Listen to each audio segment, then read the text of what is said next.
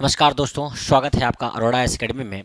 हम लोग environment start किए हैं। इन्वायरमेंट में हमने स्टार्टिंग के 3 लेक्चर देख लिए हैं और अभी हम पहले चैप्टर पे ही हैं। परिस्थितिकी और परिस्थिति तंत्र, उसकी डिफिनेशन से दुनिया भर की चीज़ें हमने यहाँ पढ़ी हुई हैं। अभी हमारा जो टॉपिक है वो ऊर्जा के घटक है। इसी इकोलॉजी के पहले चैप्टर के अंतर्गत ऊर्जा का घटक आपका आ जाता है। तो ऊर्जा के घटक क्या क्या हो सकते हैं, आपको भी पता है। ऊर्जा बेसिकली होती क्या है और कहाँ से मिलती है, कैसे मिलती है, ये सारी चीज़ें आपको नॉर्मल तरीके से मालूम होंगी। लेकिन एक बेसिक चीज़ जो हम जानते हैं, ऊर्जा का प्रमुख घटक सूर्य है, क्योंकि सूर्य से ऊर्जा हमें डायरेक्ट भंडार के रूप में मिलती है, बहुत सारी ऊर्जा मिलती है। इसके अंतर्गत सौर्य प्रकाश, जैसे पहले बता दिया है, ठीक। सौर विकिरण उसके विभिन्न पक्षों को सम्मिलित किया जाता है। सूर्य से प्राप्त ऊर्जा सौर ऊर्जा कहलाती है। विद्युत चुंबकीय तरंगों के रूप में होती हैं। याद रखिएगा, ये किसके रूप में होती हैं? विद्युत चुंबकीय तरंगों के रूप में होती हैं, ठीक। विद्युत चुंबकीय तरंगों के रूप में होती हैं और इन्हें चुंबकीय विकिरण भी कहा जाता है। सूर्य की बाह्य सतह की अत्यंत तापदीप्त गैसें नीचे से गर्म होने पर ऊर्जा का उत्सर्जन करती हैं, जिन्हें फोटॉन कहते हैं। ध्यान दीजिएगा, सूर्य की बाह्य सतह की अत्यंत तापदीपी गैसें, अत्यंत तापदीपी गैसें, तापदीपी मतलब बहुत ज़्यादा जिसमें ताप होता हो, तापदीपी गैसें नीचे से गर्म होने पर ऊर्जा का विसर्जन करती हैं, जिन्हें फोटॉन कहते हैं। पृथ्वी की सतह पर प्राप्त सौर ऊर्जा को सूर्य ताप या सौर विकिरण कहते हैं। आपको नॉलेज में होगा। पृथ्वी की क्षैतिज सतह पर पहुंचने वाले सकल सौर विकिरण को भूमंडलीय विकिरण कहते हैं। ध्यान से सुनिए कि यह कह रहा है कि पृथ्वी की सतह, आपको पता है यह हमारी पृथ्वी है, ये सूर्य है। अब उसकी जो किरणें यहाँ पर आईं, यहाँ पर पड़ी, वो कह रहा है पृथ्वी की क्षैतिज सतह पर पहुंचने वाली सकल सौर विकिरण। अब पृथ्वी जो किरणें आती हैं सीधी रेखा में, टेढ़ी मेढ़ी रेखा में, ऐसे ऐसे करती आती हैं, ठीक। पहुंची पृथ्वी की सतह पर, उनको क्या कहेंगे? भूमंडलीय विकिरण कहते हैं, ठीक। सूर्य की यह ऊर्जा पृथ्वी के तापमान में महत्वपूर्ण भूमिका निभाती है। पृथ्वी के सभी जीवों के क्रियाकलापों एवं भौतिक पर्यावरण को भी प्रभावित करती हैं। ऊर्जा घटकों के अंतर्गत प्रकाश तथा तापमान आते हैं। क्या आते हैं? ऊर्जा घटकों के अंतर्गत प्रकाश तथा तापमान आते हैं। अब आ जाइए उसके अंतर्गत प्रकाश की बात करते हैं। पृथ्वी पर अवस्थित प्राय सभी जीवों के लिए प्रत्यक्ष अप्रत्यक्ष रूप से ऊर्जा का एकमात्र स्रोत जो होता है आपका पृथ्वी पर उपस्थित ऊर्जा, पृथ्वी पर उपस्थित जो पृथ्वी पर उपस्थित होते हैं जीव जंतु, प्रत्यक्ष रूप से और अप्रत्यक्ष रूप से दोनों के लिए किसकी जरूरत होती है? ऊर्जा की जरूरत होती है, जो कि कौन लेके आता है? सूर्य लेके आता है। सौर विकिरण वायुमंडल में प्रवेश करने से पहले पृथ्वी तल से 83 किलोमीटर ऊपर 2 कैलोरी प्रति वर्ग सेंटीमीटर की दर से ऊर्जा निहित रखता है, जिसे हम सौर ऊष्मांक कहते हैं। फिर से सुन लीजिए कि सौर विकिरण, सौर का विकिरण मतलब ये सूर्य है तो इसका चारों तरफ विकिरण होना, फैलना, ठीक, क्या कहलाता है? सौर विकिरण कहलाता है। ये समझ में आ गया। जब सौर विकिरण ऊर्जा का अलग अलग भाग में जब फैलता है तो प्रवेश करने से, सौर विकिरण वायुमंडल में प्रवेश करने से पृथ्वी, अब ब्रैकेट में लिखा है, ये ध्यान रखिएगा कि करने से पहले पृथ्वी तल से 83 किलोमीटर ऊपर की बात कर रहा है।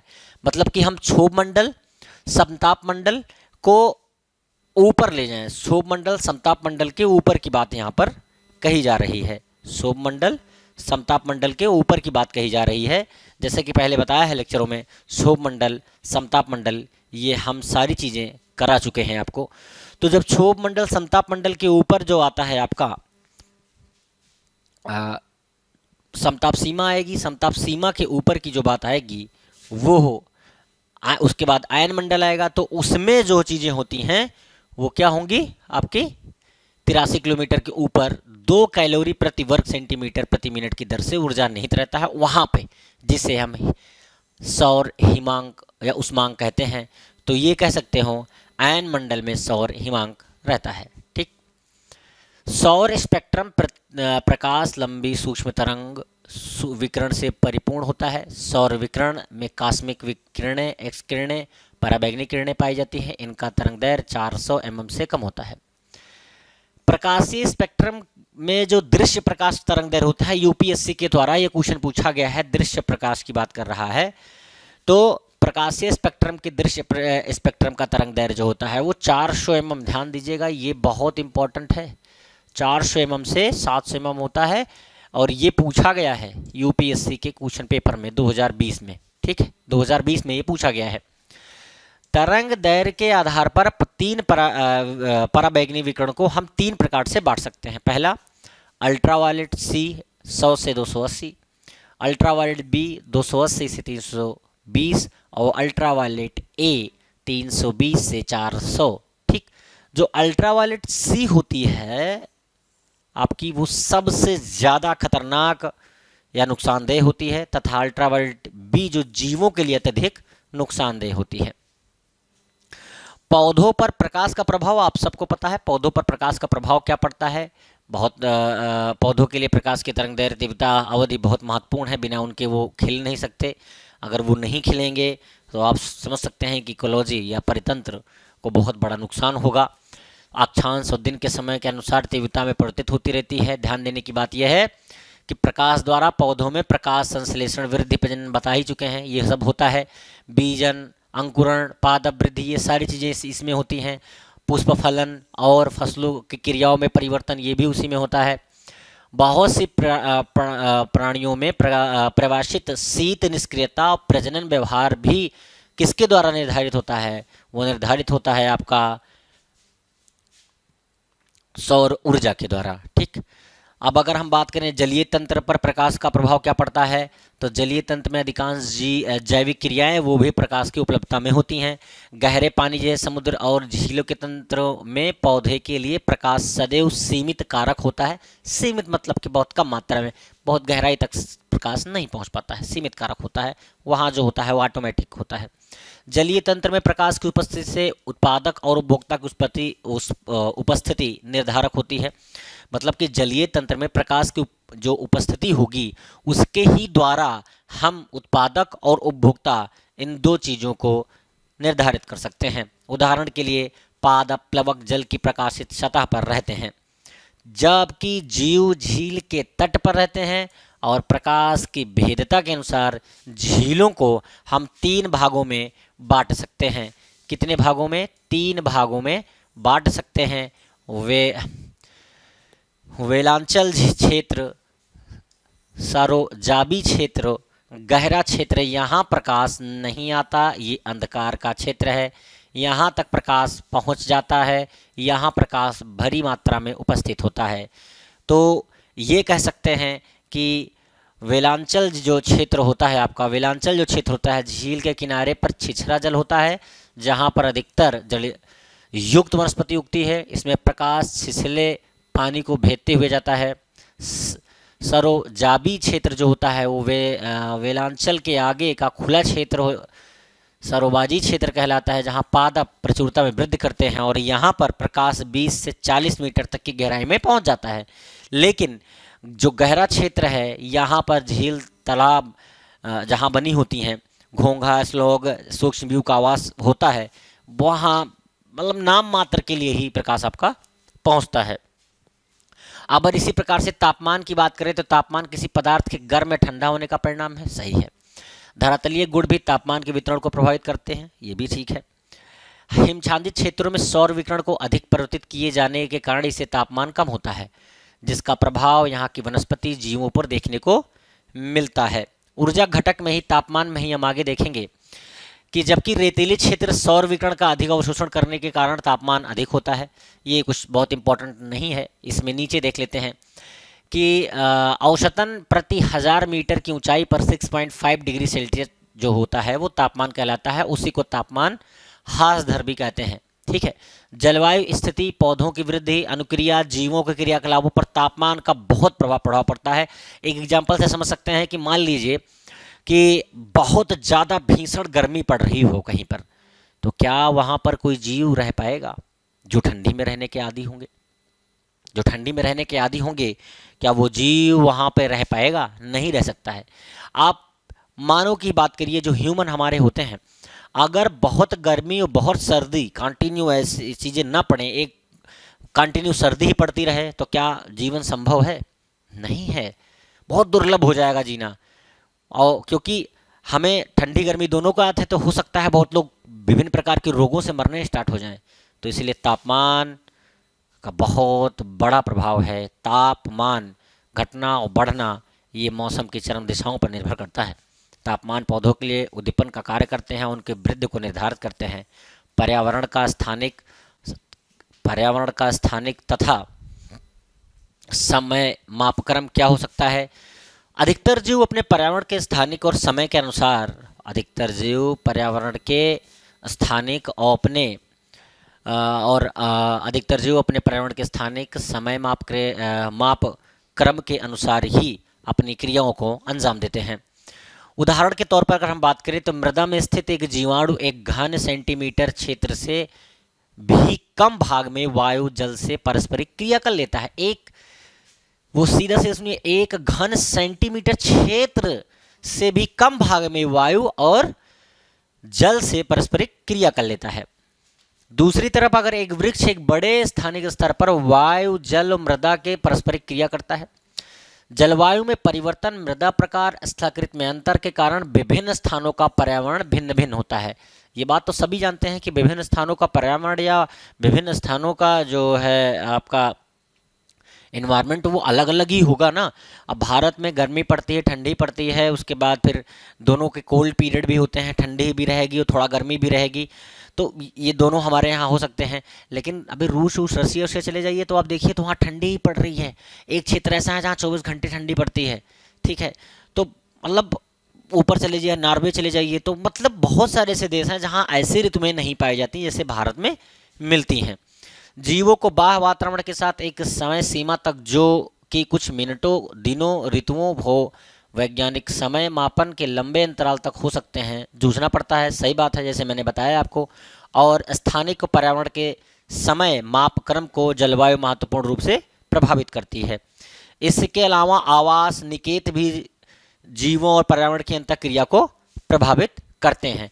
तो कहने का मतलब ये है कि एक स्वाभाविक सी बात है कि हर जगह पे एक जैसा पर्यावरण नहीं हो सकता। अब आगे आ जाइए। परिस्थितिकी तंत्र का वर्गीकरण अगर हम करना हो तो प्राकृतिक परिस्थितिकी तंत्र हो सकता है और संक्रमिक इकोटोन जिसको बोलते हैं वो भी हो सकता है। अब प्राकृतिक में स्थलीय परिस्थितिकी तंत्र, जलीय दो होते हैं, वन, घास के मैदान, रेगिस्तान आदि, ये सब किस में आते हैं? आपके स्थलीय में आते हैं। जलीय बात करें तो ताज़ा जल, खारा जल, समुद्री जल, ये तो आपने सुन ही रखा होगा, ताज़ा जल, खारा जल और समुद्री जल। उसके बाद संक्रमिका इकोस्टोन की बात करें तो दो या दो से अधिक विविध पारस्परिक प्रणालियों के मध्य एक संक्रमिक क्षेत्र होता है। एक संक्रमिक क्षेत्र होता है, ये दोनों के बीच का क्षेत्र, ये संक्रमिक क्षेत्र कहलाएगा। ठीक, ये संक्रमिक क्षेत्र होगा। यहाँ पर पेड़ पौधे यहाँ बने होंगे आपके, ठीक है, ठीक, और ये जलीय क्षेत्र हो सकता है।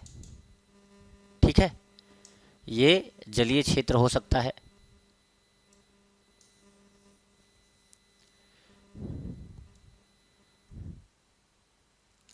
ये मान लीजिए जल की उपस्थिति है।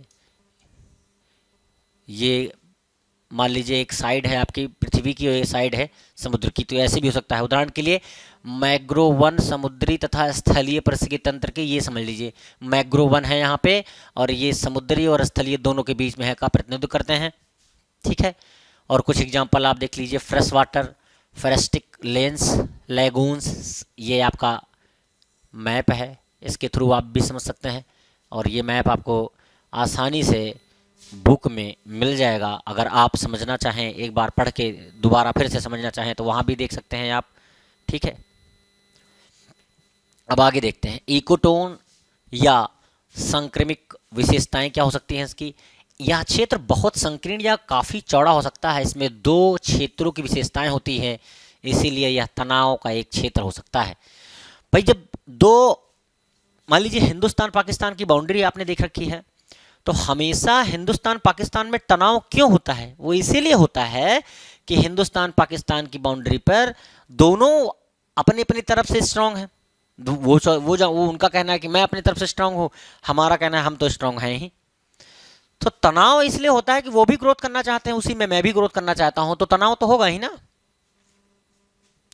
अब इसी प्रकार से यह रेखीय है क्योंकि यह आने वाले समुद्र में एक की प्रजाति की संरचना में प्रगतिशील वृद्धि और अन्य बाहर जाने वाले समुदाय की प्रजातियों में कमी के साथ साथ दर्शाता है। एक सुविकसित इकोटोन में कुछ ऐसे जीव भी होते हैं, एक सुविकसित इकोटोन में जो खूब जिनका विकास पूरी तरह हो जाए, कुछ ऐसे जीव भी होते हैं जो आसपास के समुदायों से पूरी तरह अलग होते हैं। मतलब दो लोग आपस में लड़ाई कर रहे हैं और बीच में कुछ ऐसे कुछ व्यक्ति भी होंगे जो उन दोनों से भी अलग होंगे, अपना अलग से उनका चल रहा होगा। जैसे भारत पाकिस्तान के बीच में जम्मू कश्मीर हमारा पार्ट है, ये सच्चाई है, लेकिन 370 हटने के पहले तो वो अपने हिसाब से उनको लग रहा था कि हम ही हैं, ये कभी जीवन में समाप्त तो होगा नहीं और हम जैसे स्वतंत्र रहना चाहते हैं रह लें। तो लेकिन ऐसा नहीं हो सकता, ये आप सबको पता है। अलग अलग समुदाय की तुलना में इस क्षेत्र में प्रजातियों की संख्या और कुछ प्रजातियों का जनसंख्या घनत्व तो बहुत अधिक होता है। एज इफेक्ट क्या होता है? कोर प्रभाव इफेक्ट कहा जाता है। उदाहरण के लिए वन और रेगिस्तान के बीच इकोटोन के मिश्रित आवास में पक्षियों का घनत्व तो अधिक होता है। किसमें? रेगिस्तान के बीच में इकोटोन के मिश्रित आवास में पक्षियों का घनत्व तो बहुत अधिक होता है। अब इसी आ जाइए परिस्थितिकी में ही, वर्गीकरण में ही निकेत क्या होते हैं? या किसी प्रजाति के जीवित रहने और स्वस्थ रहने के पुनरुत्पादन हेतु आवश्यक सभी जैविक भौतिक रासायनिक कारकों का वर्णन करता है। दो प्रजातियां एक ही निकेत में नहीं रह सकती हैं। दो प्रजातियां एक ही निकेत में नहीं रह सकती हैं। निकेत जीवों के संरक्षण में महत्वपूर्ण भूमिका निभाता है। ये इनके प्रकार क्या होते हैं? आवास निकेत, वह स्थान जहाँ प्राणी रहते हैं। खाद्य निकेत, वह क्या खाते हैं या विघटित होता है या किन प्रजातियों से स्पर्धा करते हैं। प्रजनन निकेत, कैसे और कब कहाँ पुनरुत्पादन करते हैं। ये भी भौतिक और रासायनिक निकेत की बात करें तो तापमान, भूमि का आकार, भूमि ढालना, आर्द्रता, अन्य आवश्यकताएं, ये सारी चीज़ें भी उसी में होती हैं। ये कुछ एग्जाम्पल हैं उसी के, निकेत एग्जाम्पल हैं आपके। घास, फल, चींटी, ये एनसीईआरटी से लिया हुआ है, आप इसको देख सकते हैं। ठीक है, बायोम क्या होता है? यूपीपीसीएस और अदर एग्जामों में बायोम के विषय में बहुत कुछ बताया जाता है और बहुत बार बताया जाता है। ठीक है, बायोम के विषय में बहुत कुछ बताया जाता है और मतलब पूछा जाता है। और जैसे नॉर्मली अब पूछा जाता है तो हमें कन्फ्यूज़न बहुत हो जाता है कि बायोम अलग कैसे है। जैसे मान लीजिए पूछ लिया उष्णकटिबंधीय प्रदेश कहाँ पे हैं, तो उसी में बायोम को मिक्स कर दिया, तो उससे थोड़ा अलग होता है, लेकिन समझ में लोगों को आता नहीं। आज डिफिनेशन क्लियर हो जाएगी आपकी कि जैवमंडल बना कैसे है? स्थलमंडल, वायुमंडल और जलमंडल को मिला करके हमने जैवमंडल बनाया और जैवमंडल के नीचे ही हम पारिस्थितिकी तंत्र इकोलॉजी में ही निवास करते हैं। तो जैवमंडल का स्थलीय हिस्सा, याद रखिएगा, स्थलीय हिस्सा बायोम नामक विशाल क्षेत्र में विभाज्य है। अब ध्यान आपको होगा कि अब यहाँ पर आपके सारे के सारे पॉइंट ऑफ व्यू, मतलब सारे के सारे आपके जो मतलब कन्फ्यूजन होंगे वो दूर हो गए होंगे कि वास्तव में बायोम होता क्या है। तो बायोम जैवमंडल का स्थलीय हिस्सा है जहाँ पर बायोम नामक विशाल क्षेत्र में विभाजन इसका किया गया है, जो जलवायु, वनस्पति, पशु जीवन और सामान्य मृदा के प्रकार में की विशेषता है। कोई दो बायोम एक जैसा नहीं होते हैं। मान लो कोई दो बायोम हैं, वो एक जैसे नहीं हो सकते हैं, वो हमेशा अलग अलग होंगे। सबसे महत्वपूर्ण जलवायु कारक तापमान और वर्षा है। प्रमुख बायोम और उनका विस्तार, प्रमुख वनस्पति जीव, ध्रुवीय, टुंड्रा, उत्तरी वन, मरुस्थलीय, शीत मैदान एक अलग है, और शीतोष्णपाती वन, उष्णकटिबंधीय वर्षा वन, सवाना, उष्ण मरुस्थल, उष्ण कटिबंधीय घास भूमि, उष्ण कटिबंधीय पर्णपाती वन, ये सारे अलग अलग प्रकार के बायोम आपके हैं। ये सारे अलग अलग प्रकार के बायोम आपके हैं।